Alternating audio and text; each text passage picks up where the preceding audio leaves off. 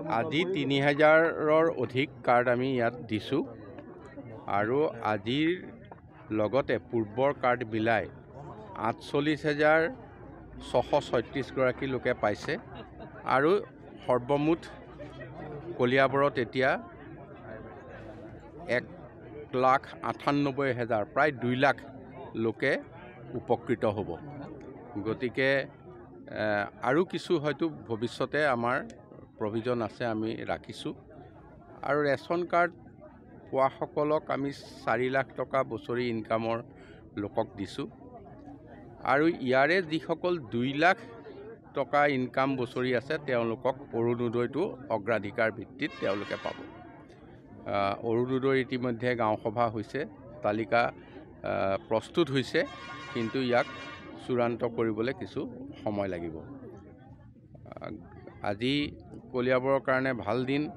কলিয়াবৰত আমি চেষ্টা কৰিছোঁ যে কোনো বিশেষভাৱে সক্ষম লোকেই হওক, বিধৱা লোকেই হওক, তাৰপিছতে কোনোবা বিয়া নোহোৱা জীয়ৰীয়ে হওক আৰু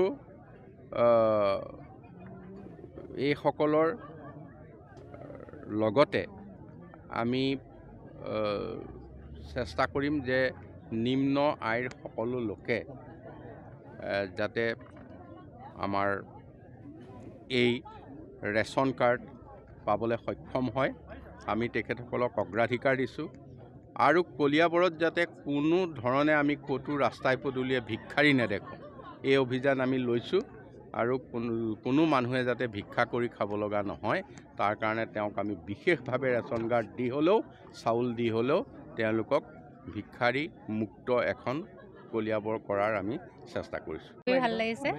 এই সুযোগতে আমি আমাৰ শ্ৰদ্ধাৰ মুখ্যমন্ত্ৰী ডক্টৰ হিমন্ত বিশ্ব শৰ্মা ডাঙৰীয়াক ধন্যবাদ জনাইছোঁ আৰু তেখেতে যিখিনি সুবিধা দিছে সেই সুবিধাখিনি লৈ পেলাই হয়তো আমি চাগে উপকৃত হ'ম। গতিকে আহি থকা দিনবিলাকত সকলোৰে ভাল হওক, সকলোৱে আৰু যাৰ যাৰ অসুবিধা আছে পোৱা নাইকিয়া তেওঁলোকেও পাওক, এইখিনিকে জনালোঁ। নাছিল। এতিয়া আমি গৰীব মানুহ কাৰ্ড পাইছোঁ যেতিয়া আমি আৰু ছাৰক চবকে ভাল পাওঁ আৰু আমাৰ ছাৰ আমাৰ মানে চবক ভাল লাগে আৰু ভাল হ'বলৈ বিচাৰিছে চবে, আমাৰ দেশখন ভাল হওক। আমাৰ মুখ্যমন্ত্ৰী ছাৰ আমাৰ কাৰণে বহুত ভগৱান নিচিনা হৈছে এতিয়া। আৰু নাছিল এতিয়া পালোঁ মই ছাৰ। এতিয়া খুব ভাল লাগিছে, খুব ভাল লাগিছে। আমাৰ ৫জন পৰিয়াল। কোনটো পঞ্চায়ত? আমাৰ দলাপানী উত্তৰ পশ্চিম।